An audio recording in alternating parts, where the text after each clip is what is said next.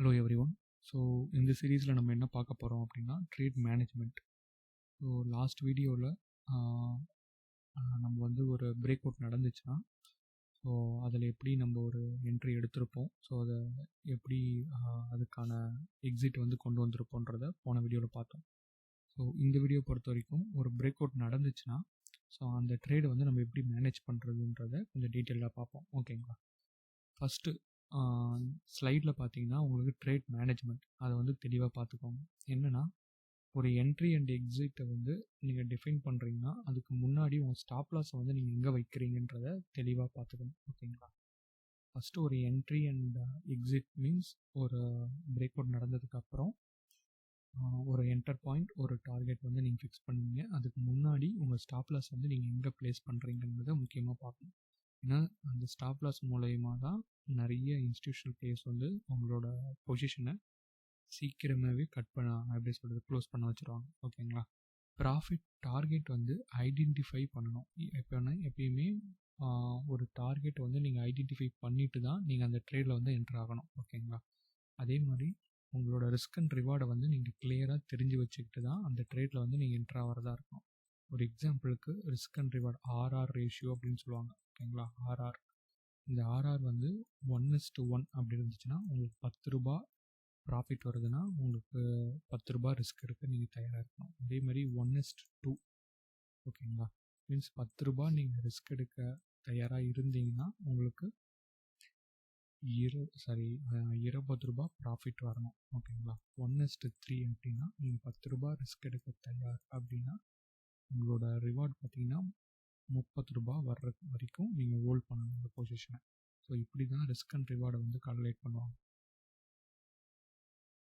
இப்போ சப்போஸ் நான் ரிஸ்க் வந்து 2:3 அப்படின்னு வச்சேன்னா எனக்கு சப்போஸ் நான் 20 ரூபா ரிஸ்க் எடுக்க தயார் அப்படின்னா எனக்கு 60 ரூபா ப்ராஃபிட் வர வரைக்கும் நான் இந்த பொசிஷன் வந்து ஹோல்ட் பண்ண ரெடி அப்படின்னு அர்த்தம். ஓகேங்களா? ஸோ இந்த கான்செப்ட் உங்களுக்கு இப்போ புரியும்னு நினைக்கிறேன்.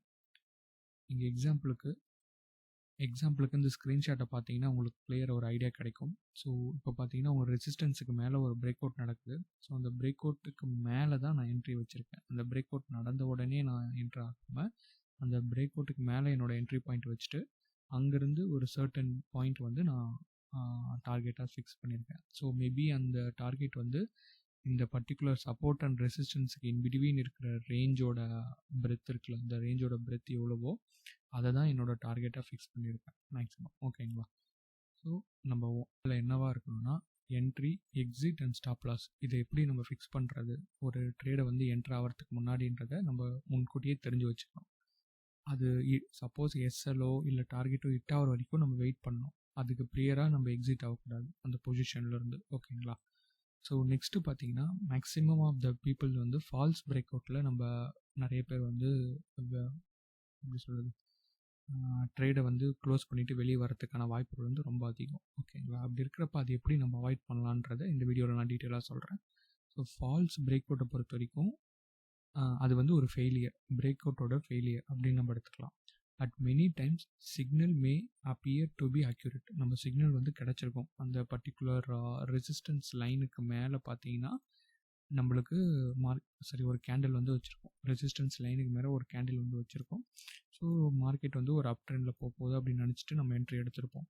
ஆனால் திடீர்னு பார்த்தீங்கன்னா மார்க்கெட் வந்து அங்கே இருக்கிற ஸ்டாப் லாஸ் எல்லாத்தையும் ஆன் பண்ணிவிட்டு திருப்பி பார்த்தீங்கன்னா மார்க்கெட் அந்த ரெசிஸ்டன்ஸ் கீழவே ட்ராவல் பண்ண ஆரம்பிச்சிடும். ஸோ அப்போ need more participant to succeed இந்த பிரேக் அவுட் ட்ரேட். அப்படின்னு என்ன அர்த்தம்னா இந்த இடத்துல நிறைய பார்ட்டிசிபேட் பண்ணால் மட்டும்தான் இந்த ப்ரைஸை புஷ் பண்ணிவிட்டு ஒவ்வொரு ப்ரைஸ் பாயிண்ட்டாக நம்மளால் இந்த ஸ்டாக்கை வந்து கடத்தி கொண்டு போக முடியும். சப்போஸ் இங்கே பார்ட்டிசிபெண்ட் ஒரு 10 பேர் ஒரு 20 பேர் தான் இருக்காங்கன்ற பட்சத்தில் ஸோ அப்போ இங்கே என்ன நடந்திருக்குன்னா இது வந்து ஒரு ஃபால்ஸான ஒரு பிரேக் அவுட்டாக அமைஞ்சிருக்கு. அதுக்கப்புறம் அங்கே இருக்கிற ஸ்டாப் லாஸ் எல்லாத்தையும் அன் பண்ணிவிட்டு திருப்பி ப்ரைஸை வந்து ஒரு டைரெக்ஷனில் வந்து கொண்டு வந்துடுறாங்க. ஓகேங்களா? So break out trade won't occur frequently. எப்பயுமே இது வந்து நடக்காது. ஓகேவா?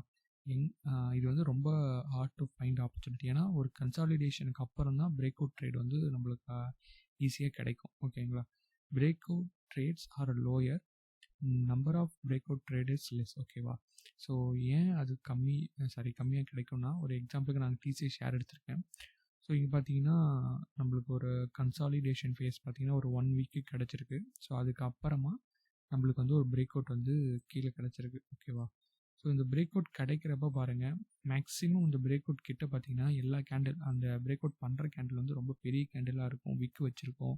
இல்லை ஆப்போசிட், போன வீடியோவில் பார்த்தீங்கன்னா ஆப்போசிட் டைரெக்ஷனில் கொண்டு போயிட்டு திருப்பி மார்க்கெட் வந்து அதோட டைரெக்ஷனில் பிரேக் அவுட் பண்ண டைரெக்ஷன்லேயே கொண்டு வந்துடுவாங்க. ஸோ இங்கே பார்த்தீங்கன்னா உங்களுக்கு தெரியும், ஒரு பெரிய ஒரு ரெட் கேண்டில் வந்து வச்சுருக்கு. ஸோ அதுக்கேற்ற மாதிரி இந்த பிவிடியில் பார்த்தீங்கன்னா உங்களுக்கு இந்த 0 லைனுக்கு கீழே மார்க்கெட் வந்து போயிருக்கு. அப்புறம் மேக்ஸிமம் பார்த்தீங்கன்னா -1 வரைக்கும் தான் போகும். ஸோ அதுக்கப்புறம் ரிவர்ஸ் ஆகிடும். -1ன்றது ஓவர் சோல்டு ஜோன். ஓகேங்களா?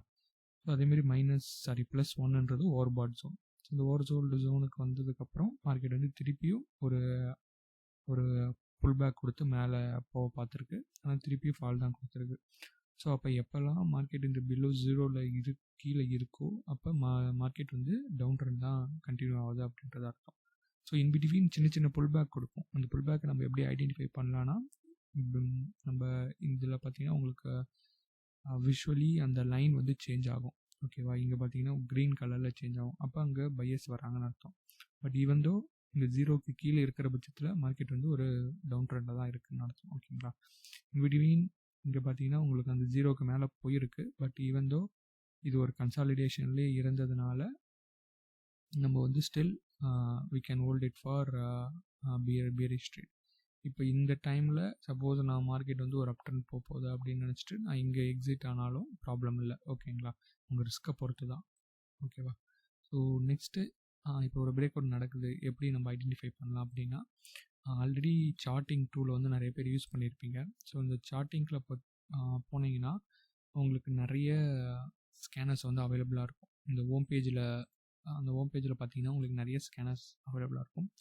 So based on your criteria, நீங்கள் கேண்டில் ஸ்டிக் வச்சு ட்ரேட் பண்ணுறவங்களா இருக்கலாம், இல்லை ஃபண்டமெண்டல்ஸாக ஸ்கேன் பண்ணி ஒரு லாங் டேர்முக்கு ஹோல்ட் பண்ணுறவங்க, இல்லை ஸ்விங் பொசிஷன் எடுத்து வைக்கிறவங்களா இருக்கலாம், இல்லை நீங்கள் இன்ட்ராடேயில் ட்ரேட் பண்ணுறவங்களா இருக்கலாம், புல்லிஷ் ஆர் பேரிஷ் எப்படி வேணால் இருக்கலாம். ஸோ இதில் பார்த்தீங்கன்னா டாப் லவுடுன்னு ஒன்று இருக்கும். ஸோ டாப் லவுட் மீன்ஸ் அதிகமான பேர் வந்து ரேட் பண்ணது. ஸோ அதில் உங்களுக்கு எந்த ஸ்க்ரீனர் வந்து உங்களுக்கு தேவைப்படுதோ, ஸோ சப்போஸ் நான் இதை பிரேக் அவுட் அப்படின்னு அடித்து ஸ்கேன் பண்ணால் எனக்கு list of break out filters வந்து எனக்கு கொடுக்கும். ஸோ இதில் எந்த கண்டிஷன் எனக்கு மேட்ச் ஆகுதோ, ஸோ அந்த கண்டிஷனுக்கு ஏற்ற மாதிரி அந்த ஃபில்டரை நான் எடுத்து நான் ட்ரேடில் வந்து அப்ளை பண்ணி பார்ப்பேன். ஸோ இப்போ பார்த்தீங்கன்னா எனக்கு பிரேக் அவுட் ஸ்கீனர் அப்படின்னு நான் டிஃபால்ட்டாக ஒன்று இருக்குது. ஸோ அதை வந்து எடுத்துருங்க. ஸோ இந்த கண்டிஷன் நான் இன்டெப்த்தாக எக்ஸ்பிளைன் பண்ண விரும்பல. ஸோ நீங்கள் பார்த்தீங்கன்னாவே இது ரீடபிள் ஃபார்மேட் தான். நீங்கள் பார்த்தீங்கன்னாவே உங்களுக்கு புரியும். டெய்லி க்ளோஸ் வந்து கிரேட்டர் தென் நம்பர் 20, 20 நாள் விட இப்போ க்ளோஸ் வந்து அதிகமாக இருக்கும். மார்க்கெட் கேபிட்டல் வந்து less than number 20,000 crores. So இது மாதிரி இஎம்ஏ 20 இஎம்ஏ 100 இஎம்ஏக்கு மேலே இப்போ கரண்ட் க்ளோஸ் வந்து இருக்கணும். ஸோ இது மாதிரி ரீடபிள் கண்டிஷன் தான் இருக்கும். புரியலன்னா நீங்கள் டைரெக்டாக கூகுள் ஆர் ஜெமினி ஏஐ இருக்கும். ஸோ அதில் போட்டிங்கன்னா இந்த கண்டிஷன் என்ன சொல்ல வராங்கன்றதை எக்ஸ்பிளைன் பண்ணும். ஸோ இங்கே பார்த்தீங்கன்னா உங்களுக்கு டாகிள் பட்டன் மாதிரி இருக்கும். சப்போஸ் இது எனக்கு வேணாம் அப்படின்னா நீங்கள் வேணும்னா எனேபிள் பண்ணிக்கலாம், வேணான்னா இதை டிசேபிள் பண்ணிக்கலாம். ஸோ இது நம்பர் 0.95ன்றது என்ன குறிக்குதுன்னா 5% அப்படின்னா. ஓகேங்களா? இது டெசிமல் வேல்யூ. ஸோ இது 5% குறிக்குது. ஸோ 5%க்கு 252 டேஸ்னால் 1 இயருக்கான ட்ரேடிங் செஷன்லேருந்து மார்க்கெட் 5%க்கு கீழே இருக்கிற ஸ்டாக்ஸை எனக்கு ஃபில்டர் பண்ணி கொடு அப்படின்ட்டு. ஸோ இதில் ஃபில்டரில் பார்த்தீங்கன்னா இத்தனை ஸ்டாக்ஸ் வந்து நம்மளுக்கு கிடச்சிருக்கு. ஸோ இது எல்லாம் டைம் ஃப்ரேம் பார்த்தீங்கன்னா டெய்லி டைம் ஃப்ரேம். ஸோ இது அப்போ ஸ்விங் ட்ரேடிங் பெர்ஸ்பெக்டிவில் உங்களுக்கு வந்து இது நல்ல ஒரு வேலிடான ஒரு மூவ் வந்து உங்களுக்கு தரும். ஒரு எக்ஸாம்பிளுக்கு இங்கே பார்த்தீங்கன்னா உங்களுக்கு ஆல் டைம் ஐ பொறுத்த வரைக்கும் பார்த்தீங்கன்னா 1 இயரில் மேக்ஸிமம் இந்த ஸ்டாக் வந்து ஒரு 820 வரைக்கும் 850 வரைக்குமே போயிருக்கு. ஸோ அதுலேருந்து ஒரு 5%க்கு கீழே இப்போ கரண்ட்டாக ட்ரேட் ஆகிற ஸ்டாக்கை இது ஃபில்டர் பண்ணி கொடுத்துருக்கு வித் ஹியூஜ் வால்யூம் அண்ட் இதோட கேண்டில்ஸ்லாம் பாருங்கள் எவ்வளோ பெருசு இருக்குது. ஸோ அப்போ இதெல்லாம் என்ன அர்த்தம்னா இப்போ ரீசெண்டாக பிரேக் அவுட் ஆன ஸ்டாக். ஸோ இந்த ஐயை வந்து உடைச்சிருக்கு. ஸோ அதே சமயத்தில் 5% கீழே ஆல் டைம் ஐலேருந்து ஒரு 5% கீழே இருக்கிற ஸ்டாக்ஸ் இது. ஸோ இந்த ஸ்டாக்ஸ் வந்து ஒரு பிரேக் நடந்திருக்கு. அப்போ நியர்பை ரெசிஸ்டன்ஸ் இது இருக்கிறதுனால மேக்ஸிமம் நெக்ஸ்ட்டு வந்து இது ஒரு செல்லிங் ப்ரெஷர் கிரியேட் ஆகிருக்கிறதுனால ஸோ நெக்ஸ்ட்டு ஒரு ஷார்ட் ஃபால் கொடுக்கும். அப்போ நெக்ஸ்ட்டு சப்போர்ட் ஜோன் என்னோட டார்கெட்டாக வச்சுருக்கலாம் அந்த ஸ்டாக்ஸில். ஸோ இதோட ஃபண்டமெண்டலாக இப்போ என்ன ரிசல்ட் என்ன அனௌன்ஸ் பண்ணியிருக்காங்களா, இல்லை இது ப்ராஃபிட் வந்து கொடுத்துருக்கான்றதை டீட்டெயில்டாக செக் பண்ணிவிட்டு அதுக்கப்புறம் இதில் வந்து நீங்கள் ஒரு டிசிஷன் எடுக்கலாம். ஸோ அதேமாதிரி swing trade break out strategy 10 to 20% gain அப்படின்றது. ஸோ இதுவும் daily close greater than or equal to 30 SMA மேலே 50 SMA 100 எல்லாத்துக்கும் மேலே இருக்கிற ஸ்டாக்ஸ் எது அப்படின்னு ஃபில் பண்ணிங்கன்னா இத்தனை ஸ்டாக்ஸ் இருக்குது. இது எல்லாமே அப் ட்ரெண்டில். ஸோ இதோட கேண்டிலும் பார்த்தீங்கன்னா ஒரு நல்ல ஒரு புல்லிஷ் கேண்டில். ஸோ அப்போ இதோட ட்ரெண்ட் வந்து இப்போ கரண்ட்டாக அப் ட்ரெண்ட் நோக்கி தான் போகுது. அப்படி ஆல்ரெடி ஒரு பேரிஷ் ட்ரெண்ட் முடிச்சுட்டு இப்போ ஒரு அப் ட்ரெண்டுக்கான சிக்னேச்சர் வந்து இதில் வருது. ஸோ அப்புறம் மங்களம் குளோபல் என்டர்பிரைஸ். ஸோ இதுலேயும் பார்த்தீங்கன்னா ஒரு கன்சாலிடேஷன் ஃபேஸில் தான் இருக்குது. ஸோ அப்போ இதை நம்ம அவாய்ட் பண்ணலாம். டெக்கான் சிமெண்ட்டும் பார்த்தீங்கன்னா ஒரு கன்சாலிடேஷன் ஃபேஸில் தான் இருக்குது. ஸோ இது பார்த்தீங்கன்னா இப்போ ஒரு டவுன் ட்ரெண்டில் ஒரு சின்னதாக ஒரு புல் பேக் கொடுத்துட்ருக்கு. ஸோ இதை நம்ம க்ளீனாக வாட்ச் பண்ணி பார்க்கணும். ஸோ இது மாதிரி எதெல்லாம் நிஃப்டி 50க்குள்ளே வருதோ அந்த ஸ்டாக் எடுத்துக்கலாம். இல்லை நிஃப்டி 500க்குள்ளே இருக்கிற ஸ்டாக்ஸ் இதில் ஃபில்டர் ஆச்சுன்னா ஸோ அதை எடுத்துகிட்டு நீங்கள் பேக் டெஸ்ட் பண்ணி பார்த்துட்டு இப்போ எதனால இந்த வால்யூம் ரைஸ் ஆகிருக்கு, என்ன ரிசல்ட் எடுத்துகிட்ருக்காங்களா, இல்லை ப்ராஃபிட் எதனா ஜென்ரேட் பண்ணியிருக்கா, அது மாதிரி நீங்கள் அனலைஸ் பண்ணிவிட்டு அதுக்கப்புறம் ஒரு டிசிஷன் எடுத்திங்கன்னா உங்களுக்கு வந்து ஒரு வேலிடாக இருக்கும். ஓகேங்களா.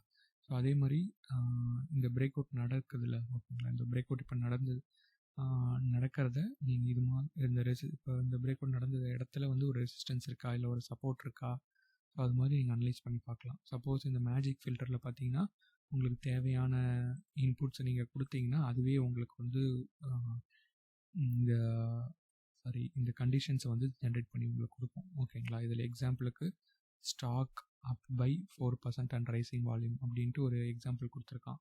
ஸோ அது மாதிரி உங்களுக்கு என்ன கண்டிஷன்ஸுக்கு தேவைப்படுதோ அது இதில் கொடுத்துட்டு ஜென்ரேட் கொடுத்தீங்கன்னா உங்களுக்கு ஏற்ற ஃபில்டர் வந்து இதில் ஜென்ரேட் பண்ணி கொடுக்கும். நீங்கள் போய் மேனுவலாக கண்டிஷன் வச்சு நீங்கள் ஜென்ரேட் பண்ணணும்னு அவசியம். ஸோ இதில் பார்த்தீங்கன்னா ஆல்ரெடி டிஸ்கிரிப்ஷன் இருக்குது. ஸோ இதை காப்பி பண்ணி இதில் போட்டுட்டு 200 day 5% இதில் கொடுத்துருக்காங்க. ஸோ இதில் நான் வந்து ஒரு 2% கொடுக்குறேன். கன்சாலிடேஷன் ஓவர் 15 days கொடுத்துருக்காங்க. நான் 20 days மாற்றிக்கிறேன். ஸோ இதில் அபோவ் 50 மூவிங் ஆவரேஜ் கொடுத்துருக்காங்க. நான் 20 மூவிங் ஆவரேஜ். ஸோ இதில் ரீப்ளேஸ் நீங்கள் கொடுத்துட்டு ஜென்ரேட் கொடுத்தீங்கன்னா இதுவே உங்களுக்கு வந்து கண்டிஷனுக்கு ஏற்ற மாதிரி இது எல்லாமே ஜென்ரேட் பண்ணி கொடுத்துட்டு ரன் ஸ்கேன் அப்படி கொடுத்தீங்கன்னா உங்களுக்கு கீழே பார்த்தீங்கன்னா அதுக்கு ஏற்ற ஸ்டாக்ஸ் வந்து இதில் ஃபில்டர் ஆகிடும். ஸோ இதில் ETF ஃபில்டர் ஆகும். ஸோ அது ப்ராப்ளம் இல்லை. உங்களுக்கு தேவைன்னா நீங்கள் இதில் இன்னொரு கண்டிஷன் ஆட் பண்ணி only Nifty 50 or Nifty 500 stocks தான் வேணுன்றதை நீங்கள் கண்டிஷன் மாதிரி ஆட் பண்ணிக்கலாம். ஓகேங்களா. இதை செக் பண்ணி பாருங்கள். உங்களுக்கு ஈஸியாக தான் இருக்கும். இன் ஃபியூச்சர் நான் சார்ட்டிங் பற்றி டீட்டெயில்டாக செப்பரேட் வீடியோஸ் வந்து நான் போடுறேன். ஸோ அதில் இன்டெப்த்தாக உங்களுக்கு ஒவ்வொரு ஸ்க்ரீனை பற்றி நான் எக்ஸ்பிளைன் பண்ணுறேன். இந்த வீடியோ உங்களுக்கு ஒரு பிடிச்சிருக்குன்னு நினைக்கிறேன். வேறு எதனா டவுட்ஸ் இருந்துச்சுன்னா கீழே கமெண்ட் செக்ஷனில் கமெண்ட் பண்ணுங்கள். அதேமாதிரி உங்கள் ஃப்ரெண்ட்ஸ் அண்ட் ஃபேமிலிக்கு ஷேர் பண்ணுங்கள். மறக்காமல் லைக் பண்ணுங்கள். கண்டிப்பாக சப்ஸ்கிரைப் பண்ணுங்கள். தேங்க்யூ. தேங்க்ஸ் ஃபார் வாட்சிங்.